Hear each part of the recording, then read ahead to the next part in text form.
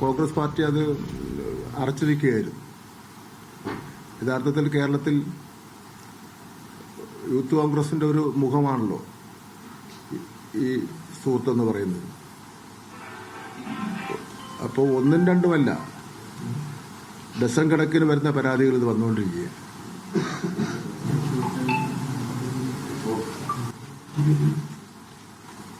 ഇത് ഇനിയെങ്കിലും അദ്ദേഹം ഈ സ്ഥാനത്തിരുന്നുകൊണ്ട് ഈ കാര്യങ്ങൾ ചെയ്യുവാനും ചെയ്ത കാര്യങ്ങളെ സംരക്ഷണം, പ്രൊട്ടക്ഷൻ, സ്ഥാനം ഒരു മറയായി മാറാതിരിക്കുന്നതിന് വേണ്ടിയുള്ള നടപടി കോൺഗ്രസ് സ്വീകരിക്കേണ്ടതാണ്.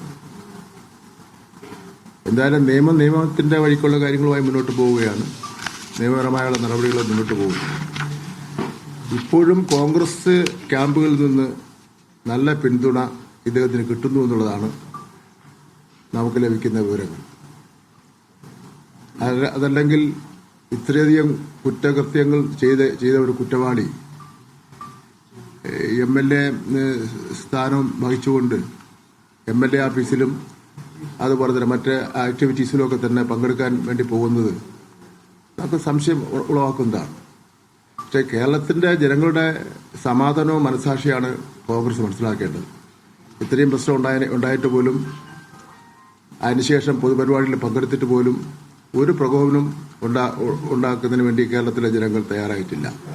എന്തായാലും വളരെ വളരെ മോശമാണ്.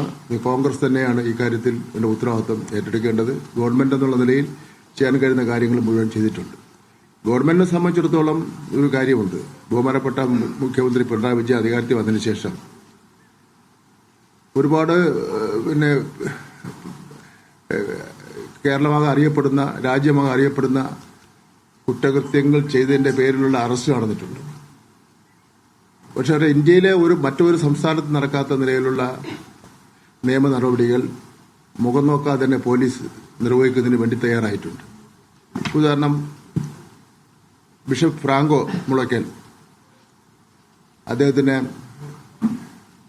അറസ്റ്റ് ചെയ്തിരുന്നു. നടൻ ദിലീപിനെ അറസ്റ്റ് ചെയ്തു. തന്ത്രി കണ്ടേരു രാജീവിനെ അറസ്റ്റ് ചെയ്തു. രാഹുൽ മാങ്കൂട്ടത്തിനെ അറസ്റ്റ് ചെയ്തു. PC ജോർജിനെ അറസ്റ്റ് ചെയ്തു. മോൻസൺ മാവുങ്കലിനെ അറസ്റ്റ് ചെയ്തു. മഞ്ചേശ്വരം മുൻ MLA അറസ്റ്റ് ചെയ്തു. രാഹുൽ ഈശ്വറിനെ അറസ്റ്റ് ചെയ്തു. ഇതൊന്നും ഒരു സംരക്ഷണവും, എത്ര വലിയവനായിരുന്നാലും എത്ര സ്വാധീനമുള്ള വ്യക്തിയായിരുന്നാലും കുറ്റം ചെയ്തിട്ടുണ്ടെങ്കിൽ ഒരു സംരക്ഷണം കിട്ടില്ല എന്നുള്ള തെളിവായിരുന്നു ഈ 9.5 വർഷക്കാലം ബഹുമാനപ്പെട്ട മുഖ്യമന്ത്രി പിണറായി വിജയന്റെ നേതൃത്വമുള്ള ഗവൺമെന്റ് സ്വീകരിച്ചിട്ടുള്ളത്.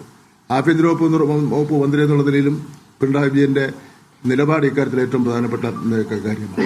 ഇത്രയും സമൂഹത്തിൽ സ്വാധീനവും അതുപോലെ തന്നെ ബന്ധവുമുള്ള വ്യക്തികൾ ഉണ്ടായിട്ട് പോലും അത് അവര് നിയമത്തിന്റെ മുന്നിൽ കൊണ്ടുവരുമെന്നുള്ള നിലപാടാണ് സ്വീകരിച്ചിട്ടുള്ളത്. ഇന്ത്യയിലെ ഏതെങ്കിലും ഒരു മറ്റു സംസ്ഥാനത്ത് ഇതേ രൂപത്തിലുള്ള നടപടികൾ ഒരു മുഖ്യമന്ത്രി സ്വീകരിച്ചായിട്ട് നമുക്ക് ചൂണ്ടിക്കാണിക്കാൻ വേണ്ടി പറ്റും. അതൊരു വികസന പ്രവർത്തനങ്ങളുടെ കാര്യത്തിൽ റെക്കോർഡാണ് എന്ന് പറയുന്നതോടൊപ്പം തന്നെ, വികസന പ്രവർത്തനങ്ങളുടെ കാര്യത്തിൽ കേരളം മാതൃകയാണെന്ന് പറയുന്നതോടൊപ്പം തന്നെ, കുറ്റകൃത്യങ്ങൾ ആര് ചെയ്തു കഴിഞ്ഞാലും, ഏത് വമ്പൻ ചെയ്തു കഴിഞ്ഞാലും പിണറായി വിജയന്റെ നേതൃത്വത്തിലുള്ള ഗവൺമെന്റിന്റെ മുന്നിൽ ആൾ കുറ്റവാളിയാണെങ്കിൽ അത് നിയമത്തിന് മുന്നിൽ കൊണ്ടുവരുന്ന നിഷ്പക്ഷമായിട്ടുള്ള നിലപാടാണ് സ്വീകരിച്ചിട്ടുള്ളത്.